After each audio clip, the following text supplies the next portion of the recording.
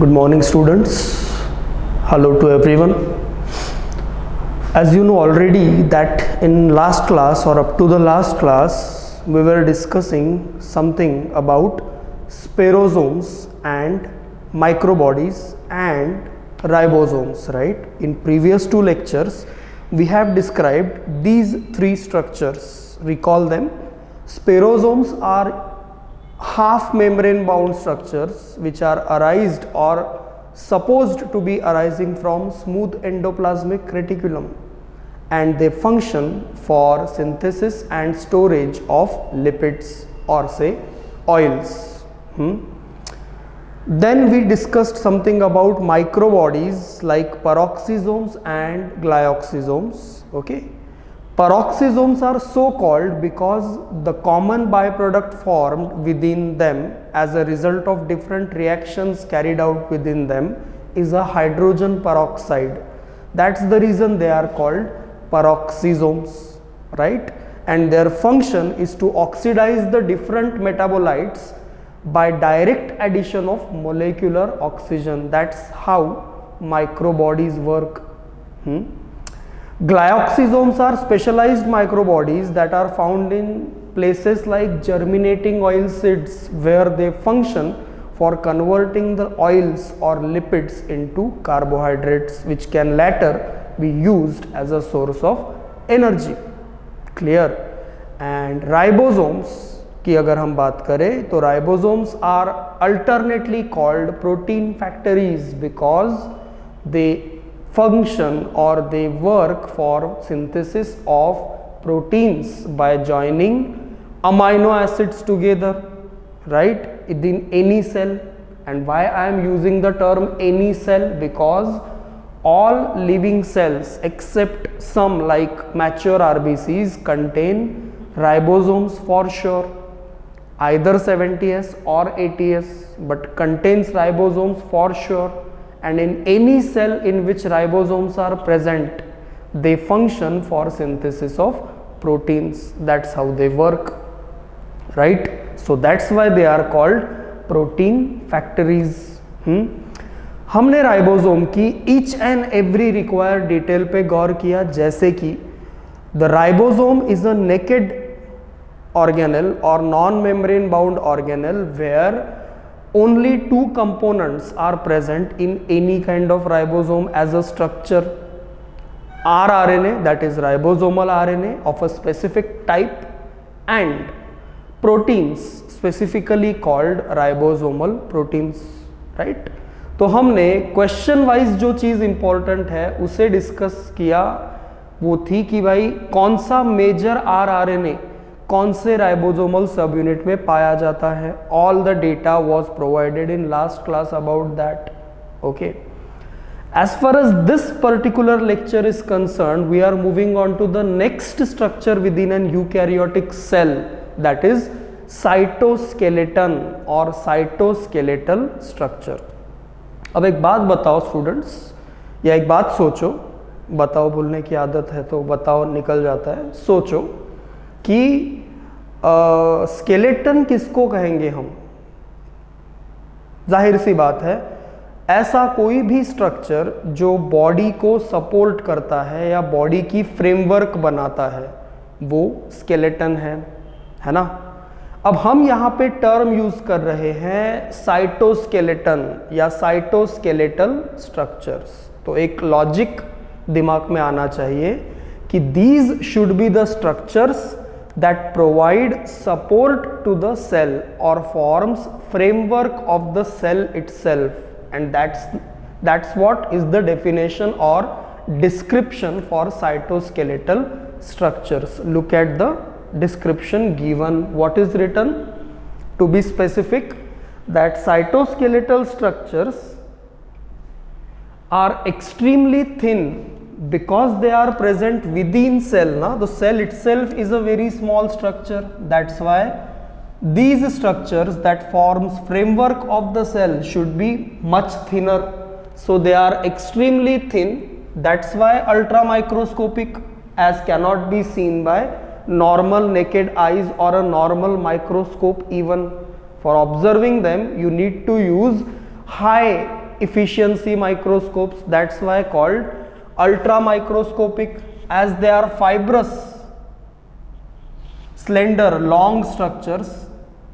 Filamentous is the terminology. And finally, the most important one, proteinaceous, means different structures or different filamentous structures that constitute cytoskeleton are compulsorily proteinaceous, means made up of protein as a chemical, right? Everything has its chemical nature. So as far as cytoskeletal structures are concerned, they are entirely made up of proteins, so called proteinaceous. So now look at the description. These are extremely thin, ultra microscopic, filamentous, proteinaceous structures working to provide support to the cell, that is forming framework of the cell. Now, which cell? So see, eukaryotic cell. As we said this already in the previous classes when we discussed prokaryotic cell and all, that prokaryotic cell do not contain any kind of cytoskeletal structure in it. Okay, but eukaryotic cells contain different types of cytoskeletal structures that provide structural support or forms framework of that eukaryotic cell. So now we should know, or we should get the information about what are the types of cytoskeletal structures that are found across different eukaryotic cells, है ना. Next चीज जो हमको समझ में पता होनी चाहिए वो कौन सी, हमको ये तो पता चल गया कि cytoskeletal structures long, filamentous, proteinaceous, ultra microscopic structures है जो सेल को सपोर्ट प्रोवाइड करने का काम करते हैं, यूकैरियोटिक सेल का स्ट्रक्चरल फ्रेमवर्क बनाने का काम करते हैं. अब हमको ये भी पता चलना चाहिए कि वो कौन से स्ट्रक्चर्स है पर्टिकुलरली जिन्हें हम साइटोस्केलेटल स्ट्रक्चर्स कहते हैं. तो they are these three. See them. Primarily of three types, means cytoskeletal structures are of three types, namely microfilaments. No doubt we are going to describe them in details further, but see, just look at the names for now. Ki microfilaments, IMs, that is intermediate filaments, and microtubules. Three things: microfilaments, intermediate filaments, and microtubules are the three different types of cytoskeletal structures which may differ in their structure, which may differ in the type of protein they contain, but in what fact they don't differ from each other, that in one or other way they work as cytoskeletal structure, means structure providing support to the cell or cellular component. That's how they don't differ from each other. But why they are of three different types? Because they may differ from each other in the nature or say structure of their own, or the type of protein they contain. But in what factor they don't differ is the function. All of them act as cytoskeletal structure in one way or other. Okay, then this is one more important thing. As I said, they are ultra microscopic. Okay, so because they are ultra microscopic, your normal compound microscope that you can generally see in laboratories across schools and colleges will not work, okay, in order to observe these structures within a cell. If you want to observe them within a cell, any of them, you need to use specialized techniques and very much efficient microscope, particularly fluorescence microscope, or fluorescence microscopy is the technique that can be employed in order to observe structures like microfilaments, intermediate filaments, or microtubules, or in all cytoskeletal structures. Now we need to talk about each of them separately. Okay, this was the general description about cytoskeletal structures. Now we are going to see them individually, one by one, okay, in required details. Okay, and as I said, remember always that none of these structures will be ever present in any prokaryotic cell. None of the prokaryotic cell contain cytoskeletal structures. Is it okay? Now let's start with the first type, that is microfilaments. So as the name itself gives you much of the information about them, that by description these should be described as microfilaments are long, slender, okay, filamentous structures that can be present singly or in bundles. Microfilaments are long, slender, microscopic, you can say. Proteinaceous is always by default present because all the cytoskeletal structures are proteinaceous, okay, that can be present singly or in bundles. Means filament can be single or it can be a bundle of filaments. That's what the meaning of the sentence is. Is it okay? Now they are present in different eukaryotic cells, no doubt, because one thing is already cleared in your mind, that prokaryotic cells do not have any kind of cytoskeletal structure. So all the discussion is applicable only to eukaryotic cells, right? Okay. Now as I said, these three cytoskeletal structures that we enlisted earlier differ from each other in their type of protein they contain. So we should mention the type of protein present in each. So that's the next thing we are going to describe, that the protein present in microfilaments, okay, is, now this name is important as far as question is concerned, actin. What is the name of protein that is present in microfilaments? The name of a protein is actin. Is it okay? And this protein is present in two forms. ये जो actin protein है is present in two forms. Now which two forms? So see this, okay. If this circle is considered as a single protein or single or monomer of actin protein, okay.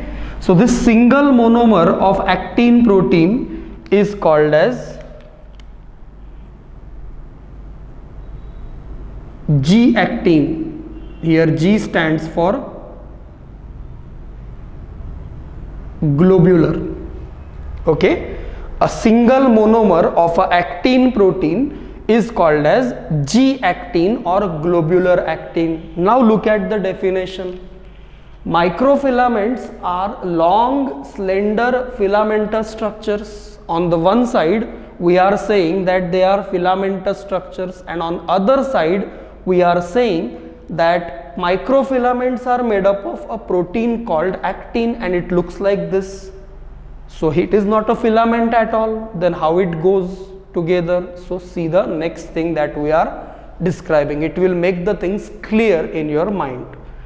Okay, so second form is this one.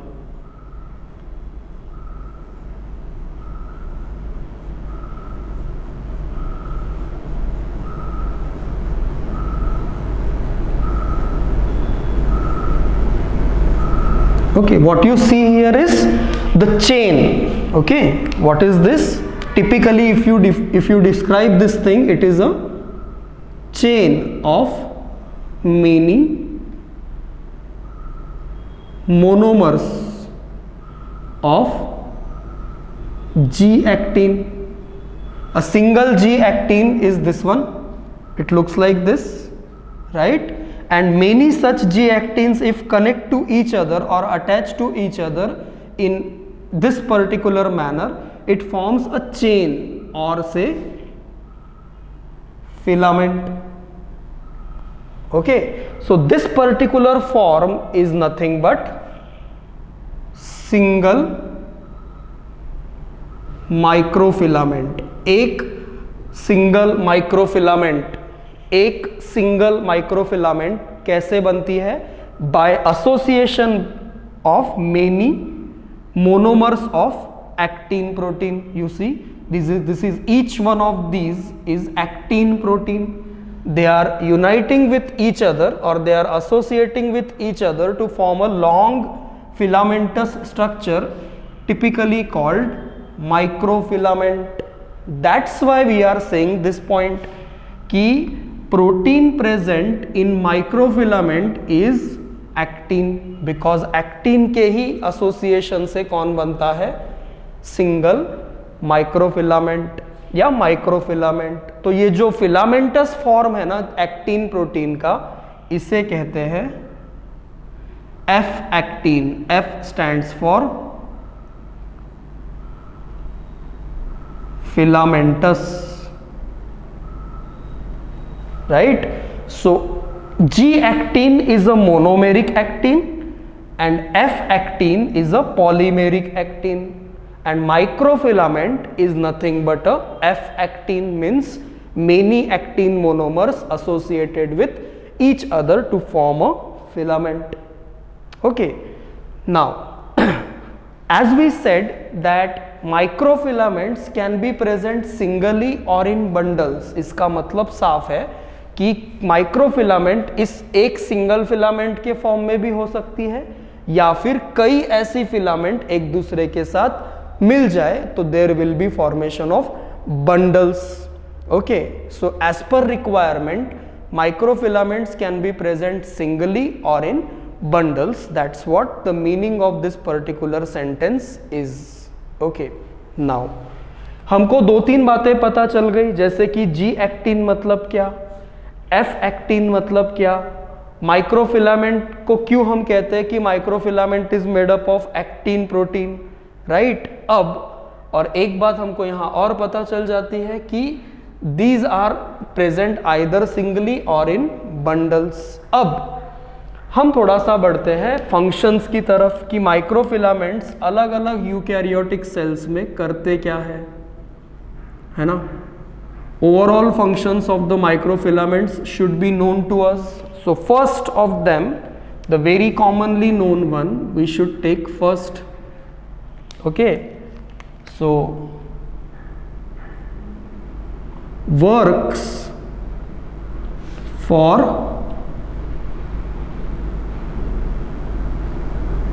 cytoplasmic streaming. The word is already known to you.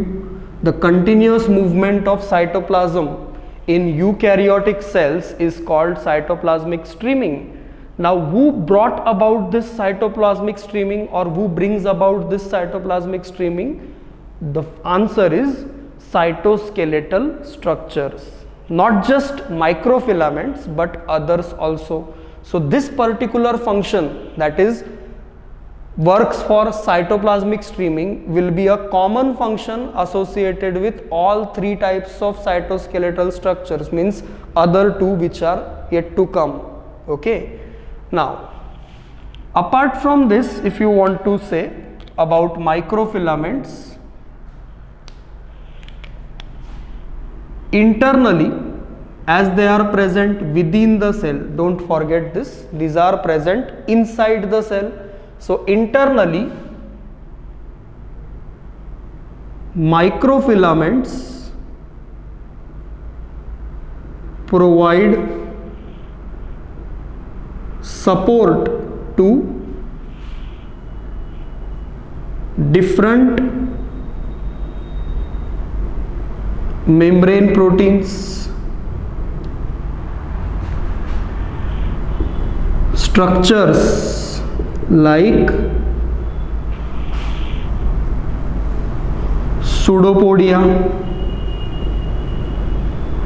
microvilli, okay, or provide anchorage, okay, to structures like cilia or flagella, right? So these are the functions or these are the roles that are played by microfilaments addition to working for cytoplasmic streaming. See this, कि they provide support to different membrane proteins. As you know already that in the cell membrane there are variety of different proteins, intrinsic, extrinsic, transmembrane, you already know this. तो cell के अंदर से membrane में present in proteins को support provide करने का काम microfilaments द्वारा किया जाता है, जो सेल के अंदर साइटोप्लाज्म में अपना नेटवर्क फॉर्म करके रखे हुए हैं. देन माइक्रोविलाई या सूडोपोडिया. सूडोपोडिया क्या है? हाँ, pseudopodia is present in cell like amoeba for engulfment of food, और they are present in cell like WBCs for engulfment of bacteria और pathogen. So these are basically cell membrane modifications, चाहे microvilli हो या फिर pseudopodia हो, सिर्फ purpose अलग है. माइक्रोविलाई का फॉर्मेशन सरफेस एरिया बढ़ाने के लिए होता है. ये रहे microvilli, right, these are microvilli. And pseudopodia का फॉर्मेशन कोई फूड मटेरियल या कोई पैथोजेनिक पार्टिकल एनगल्फ करने के लिए होता है. लेकिन सूडोपोडिया हो या माइक्रोविलाई है तो वो सेल मेम्ब्रेन का ही modification.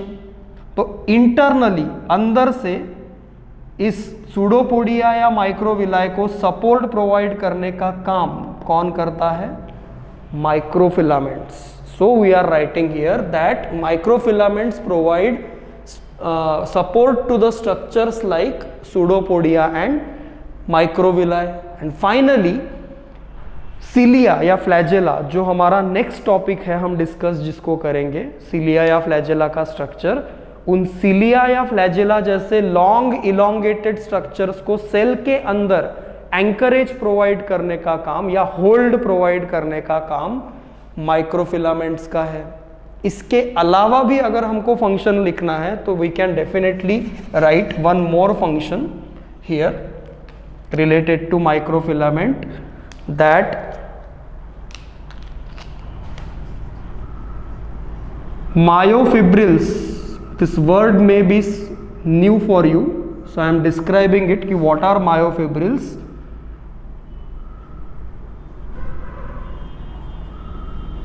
Contractile structures present within muscle cells are made up of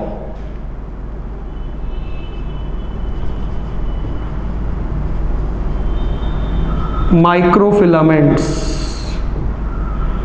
हमारी जितने भी बॉडी एक्टिविटीज़ में बोन्स की मूवमेंट है वो किस वजह से हो पाती है? Because of different type of muscles. और मसल्स की खास बात क्या है कि muscles can show contraction, and because they can show contraction they can move the body parts, right, relative to each other.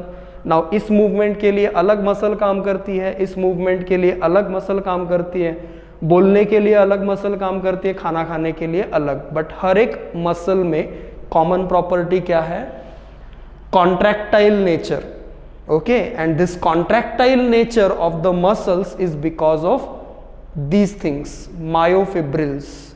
Myofibrils are the contractile structures present within muscle cells of different types, and these myofibrils are technically made up of microfilaments means the structure that we are describing. Okay, so these are some important or say common function that we can assign for microfilaments. Have a look at all different things that we described about microfilaments before we move on to next cytoskeletal structure, that is intermediate filaments. Have a look.